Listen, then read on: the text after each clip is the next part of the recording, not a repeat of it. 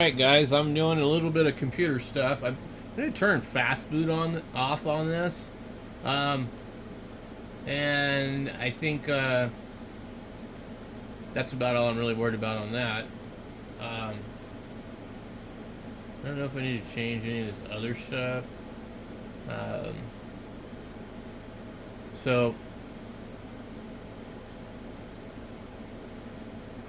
I need to look here and see which. Okay, MX Linux is on the PNY CS900.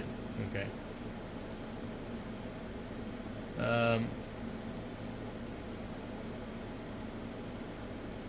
I wonder, how do I enable this one?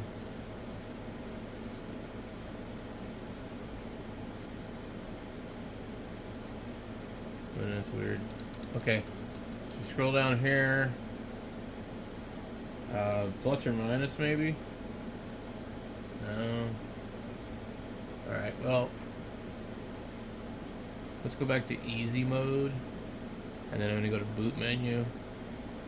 And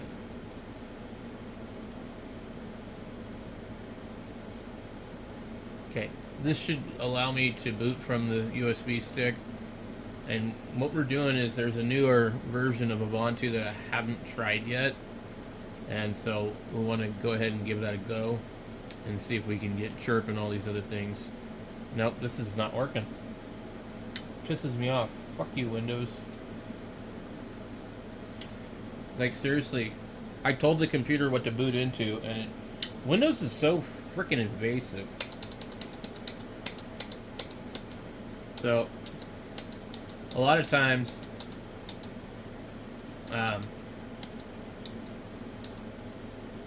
well, I have two hard drives in here, so a lot of times I just go in here and click the one I want, but I'm also trying to, okay, I probably need to click either one of the, it gives you two different things. When you seen Grub was all small, that was because I did it wrong. You'll run into that if you click, my drive has the two things, and one is uv-5r. And so it's very confusing. Nobody ever seems to talk about that issue. I don't know what it's called, but you click the wrong entry, which there's two entries for the boot stick or USB stick, whatever you want to call it. So this is Ubuntu 25 something, where the other one is on 24. It's interesting how they do this. They'll come out with a new version and they'll only support it for like 6 to 9 months. And the previous older version has much longer support. And then eventually the newer one will get longer support, or it'll be problematic and they'll redo it and call it something else and then give that one 6 to 9 months support. At least that's what I think they've been doing for as Ubuntu is concerned. But anyway, let's go ahead and check this thing out. For 3 minutes into the video, I'm going to go ahead and pause it and wait for this to load. Just as soon as I said that, I don't really care for this puffin looking thing, but whatever. I don't know what the differences would be. I'd like to see this thing on the bottom, but I also think that we probably could go ahead and just change some things and get a different desktop, which is something I would like to try in the future. So let's go through the install process. Next. We're going to use a wired connection, and we're going to click install. Interactive, default selection. And we do want to install third-party software for graphics and hardware, and we do want to download and install additional media format. And it's just easier to do it now, especially for us amateur Windows users, because we don't know how to find all this stuff. And if it's already there, then it means we're more likely to be successful. Sometimes you would go to try and use the music player or something like that, a photo viewer, and you're like, why doesn't it work? Well, because we haven't installed third-party hardware or any of this other crap, because we didn't know. Back in the day, Linux was like really fiddly, Like when, you know, a lot of stuff just didn't work, and you didn't know that you needed to, like, compile half of the damn software for it to actually really work. The only downside of this is it's going to take a lot longer to do it. Okay, so it gives us the option to install it alongside MX, and we can erase MX and install that. I'm not sure why that would be. Or you can just erase the whole entire disk. So I guess we'll just install it alongside since it's offering to do that. We don't want encryption. And then we need to make a username. I'm going to call it Ubuntu 25. And I'm just going to put a very basic password in here. And generally they don't like short passwords, so they'll say it's weak. I don't want to require my password to log in, so I'm going to uncheck that. I'm going to click next. It's already got the correct time for us. And then it's kind of give you a summary. This is what we're looking at doing. You're going to, nothing's going to be changed as far as the partitions. And it shows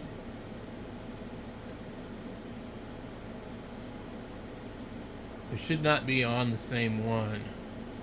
Okay, so it is showing other drives in here. There should not be any reason for it to talk about this disk, but it is showing it. And then I guess if that's the case, it should show our fourth disk.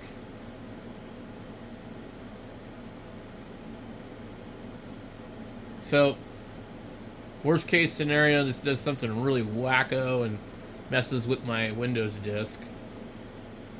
And we'll have to lose everything and start over again and install Windows Enterprise LTSC. And we're going to need to do that anyway in the future, so no big deal. Alright, this is going to take probably quite a bit of time, so I'll be back when it's done. Alright, it says it is ready to restart. Okay, let's see what we got. Hopefully it doesn't do something stupid like boot into Windows. You never know. Now, my USB stick is still plugged in, and I probably should have already removed it, but I'm going to leave it for now because it's a little late to pull it out of there.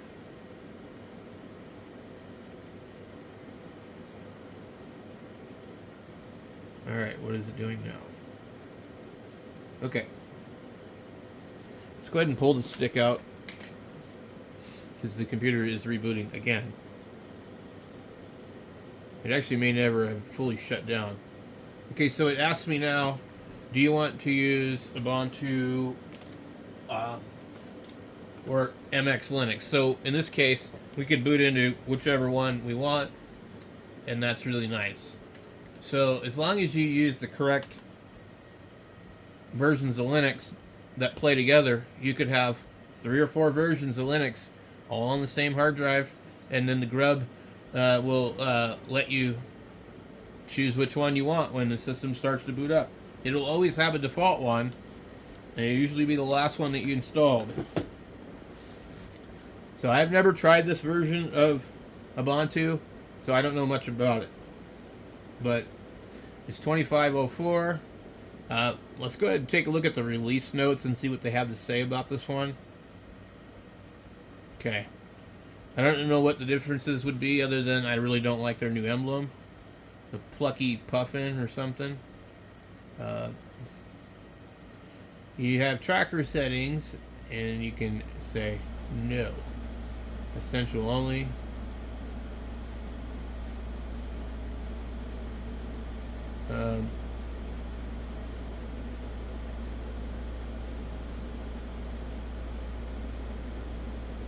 Okay, so plucky puffin release notes. Subscribers to the Ubuntu announcing mailing lists and long-term participants in the Ubuntu community will have come across Steve Lagasek's work. Steve, known in the community as Vorlon, was a long-term member of the release team. Sounds like he's dead.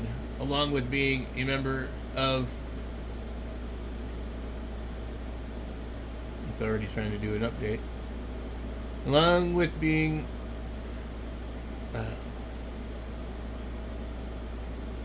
a member of the archive admin, tech board, SRU team, and so on, and a colleague to many of us at Chronicle.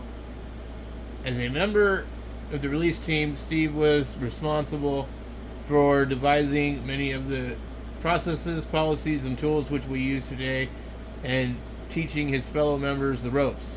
Steve passed away on January 1st, 2025. Yep, I kind of figured. It was like, man. After being unwell for... It's a weird choice of words. After being unwell for quite some time, I think you can probably click on this. It will take you to Steve. I don't know a lot about any of the people involved, but it's always a little sad when you read, about this kind of stuff. I guess, if you have feelings like a normal human being, some people don't. Anyway, the Ubuntu release team dedicates Plucky Puffin to our colleague and friend Steve. He is missed and will live in our hearts forever. Thank you for everything, Steve. Upgrades. We've identified 2 issues in the Ubuntu release upgrader affecting upgrades to Ubuntu. Handling of Qt dependencies, removal of foreign packages from disabled sources. As a result, upgrades to 2504 have been temporarily suspended while these issues are being addressed. Oh, okay. The necessary updates are already in the pipeline, and we expect to re-enable upgrades very soon. Thank you for your patience. Introduction, new features, lifespan. The release notes are available. Overview of the release notes and non-known issues. Okay, support lifespan. It will be supported for 9 months until January 2026. If you need long-term support, we recommend Ubuntu 24.04.2 LTS, which is supported until at least 2029. Upgrades to Ubuntu 2504 will refresh seeded snaps to the appropriate snap channels regardless of what was being tracked before. Snaps that are newly seeded will be installed during the upgrade. In particular, the following snaps will be installed or refreshed on upgrade. Early upgrades may wish to perform these manually. New features. The Linux kernel 6.14. This release delivers the latest kernel following Chronicle's new policy. Kernel developers can now make use of a new scheduling system, Shedit XT, which provides a mechanism to implement scheduling policies as eBPF programs. This enables developers to defer scheduling decisions to standard user space programs, implement fully functional hot swappable Linux schedulers using a language tool library or resource accessible in user space. And that means absolutely nothing, goes completely over my head. Absolutely might as well be French. But if you got anything out of that, cool. I think the rest of us are probably not going to understand that. A new NTSYNC driver that emulates Windows NT Sync primitives is also available, delivering better performance for potential Windows games running on Wine and Proton Steam Play. The BPF tools and Linux perf tools have been decoupled from the kernel version, making dependency management easier for developers working with containers. These tools are now shipped in their own packages. Other features can be found in Linux 6.1 upstream changelog. After the generic kernel grew to the ability to tune responsiveness at boot time, the Linux low latency binary packages have been retired in favor of a combination of Linux generic and new user low latency kernel packages responsible of tuning the grub CDM line. Okay, I kind of grasped some of that. The init system was updated to system EMD 257.4, blah, blah, blah. Net plan version 1.1.2. Okay, toolchain upgrades. OpenJDK is still default. .NET versions continue to be supported. AppArmor profiles. I mean, there's just too much stuff to read here. New ARM64 desktop image, installers and upgrades. Enterprise, GNOME, default changes.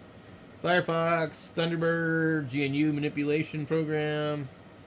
Bluesy, Cario, Network Manager, Pipewire, Poplar, XDG, Desktop Portal, NVIDIA 570, NVIDIA Dynamic Boost, libraries, blah, blah, blah, Clamma V, Coroni, I mean, it's Cloud Init V, Containered Run C, Docker, HA Proxy, libvirt. It's just monitoring plugins, Open LDAP, Open SSH, MySQL, Valkey, MySQL shell. Oh man. And we're not even close to the bottom of this. Anyway, you can check that out if you want. I'm not going to sit here and read all of it. Let's click the next and see what it says. No, do not share my system data. Next. Finish. So there we go. We have the software updater. Everything looks the same. If we wanted to go to the App Center, we go to App Center and we search for CHIRP probably. One thing I've learned is OBS needs to be installed Flatpak, FlatHub. So we won't bother. This says Tony Fuller. So I'm going to assume that this one will work just like it did in Zorin Linux. Okay? We'll wait for this to install and we'll be back. Okay. I think we can probably go into settings and maybe... Is there a way to get to programs?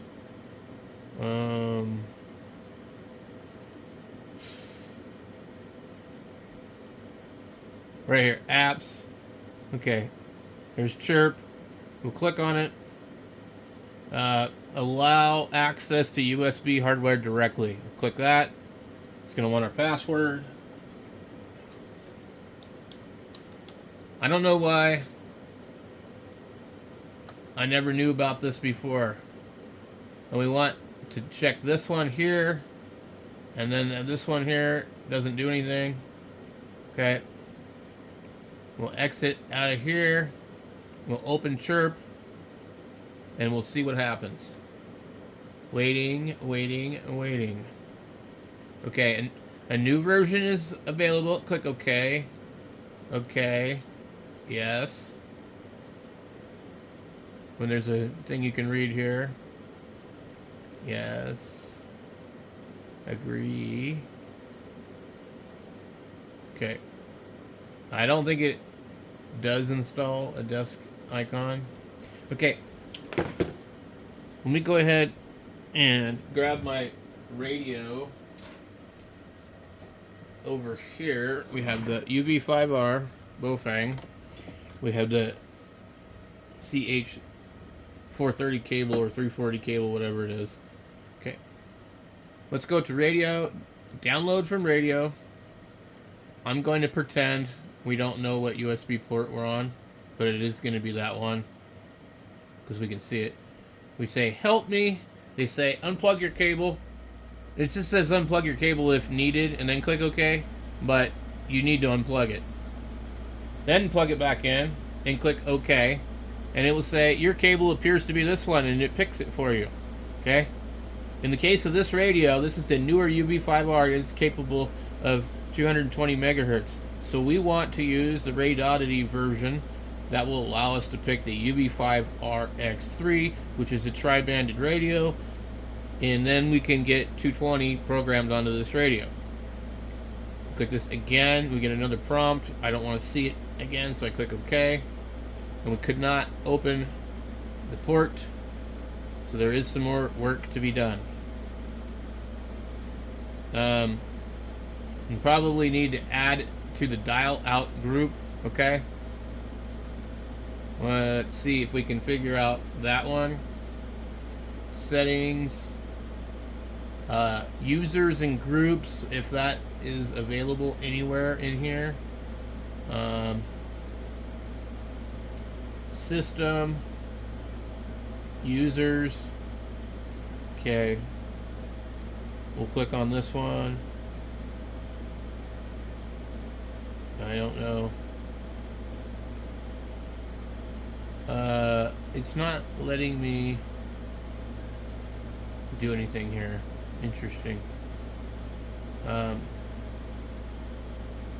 Cancel.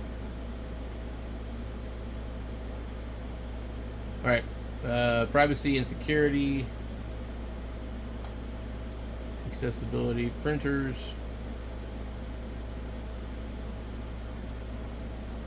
So, it's not like Linux Mint. It won't let us do this. Let's just try and see if maybe we just needed to do this twice. Okay, so we don't have permission to use the USB. Okay. Settings. Apps. CHIRP. Everything's checked.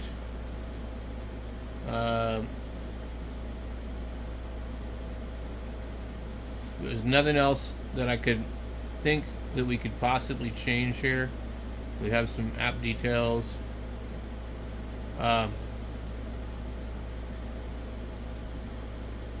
We try one more time. Okay, so that's not working. Let's go ahead and close CHIRP, and then we'll open this page that we were looking at here. We have an ad, which sucks.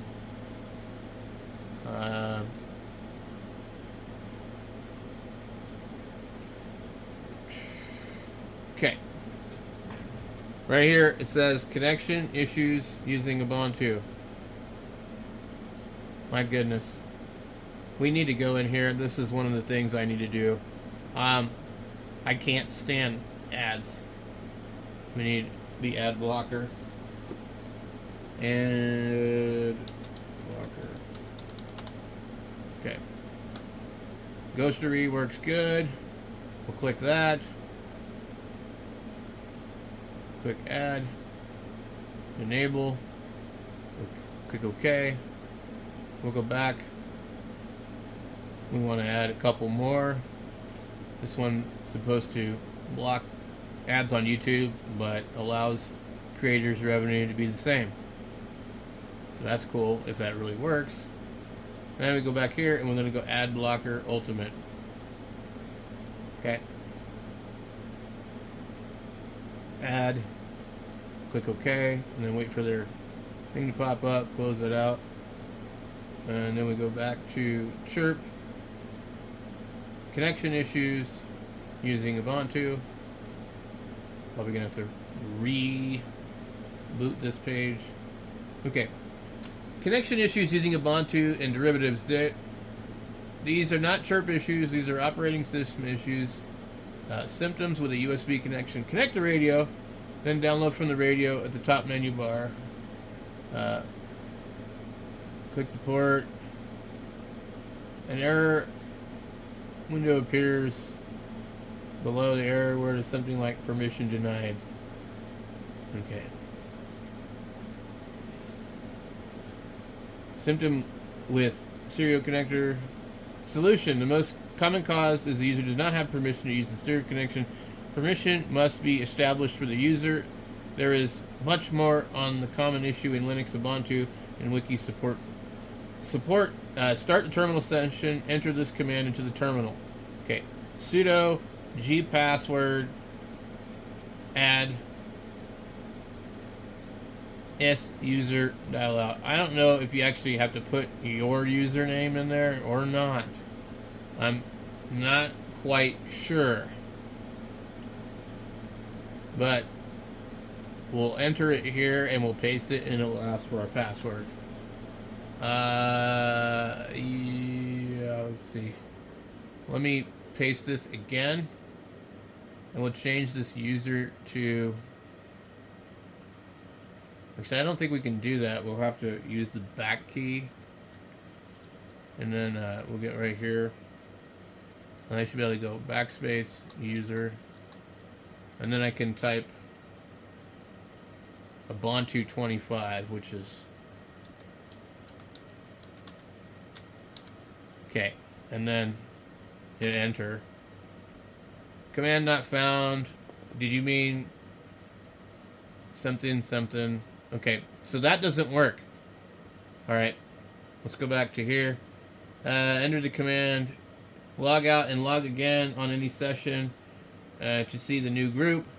After executing the command, check that it worked with groups. Okay, groups user. Okay. Let's see what that does. I don't know why this can't just be simple, guys. I really don't. Okay. Groups user, Ubuntu 25, ADM, CD-ROM, sudo dip, plug, dev, users, LP, admin. Okay, so it looks like I'm added to it. Okay, now after that, the username will be followed by a list that includes dial out. Being then the dial out group means permission is granted for the TTY set. Okay, so the username will be followed by a list that includes dial out.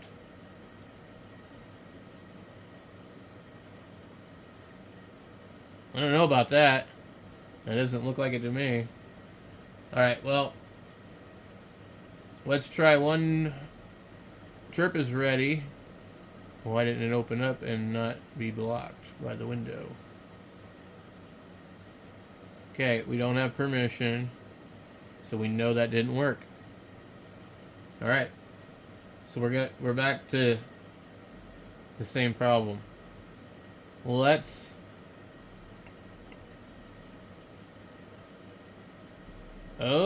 we did. I don't know that I copied the entire thing.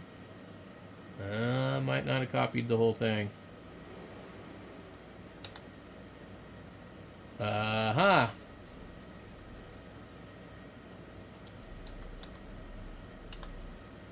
Okay.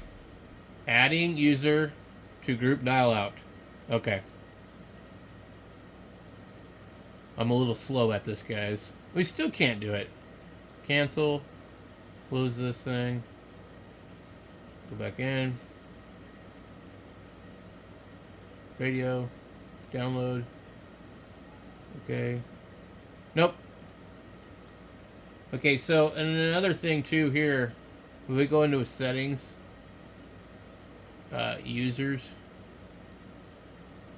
maybe settings, systems, is there a users?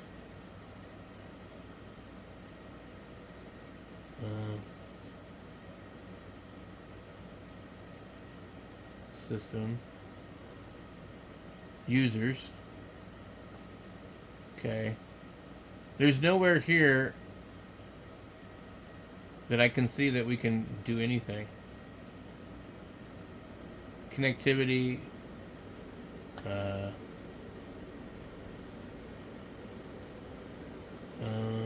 Nope. Accessibility.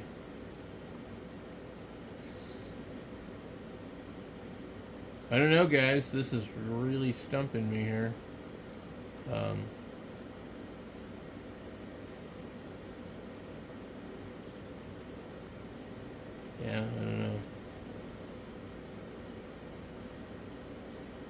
We can try restarting.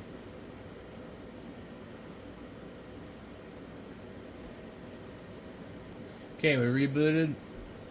Let's go see what we get. Maybe it'll work.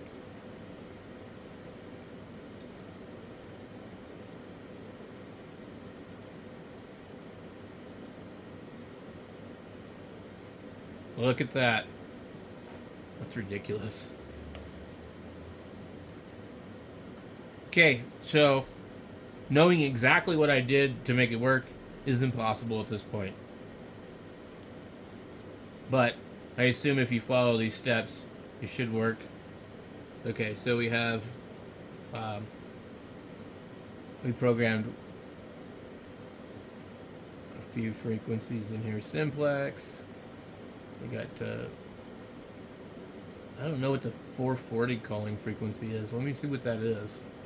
I want to put the 440. What do they call it? 70 centimeter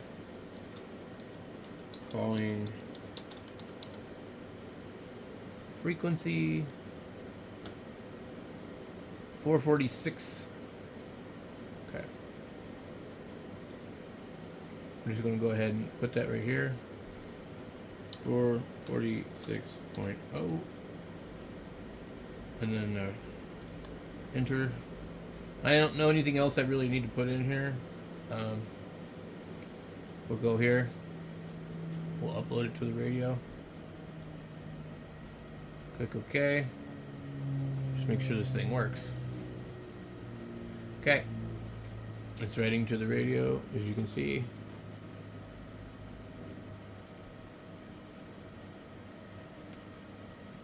Sometimes it'll screw up and you'll have to do it again. That happens even in Windows. So we get a 30-minute video on installing the new version of Ubuntu and fumbling through getting CHIRP to work.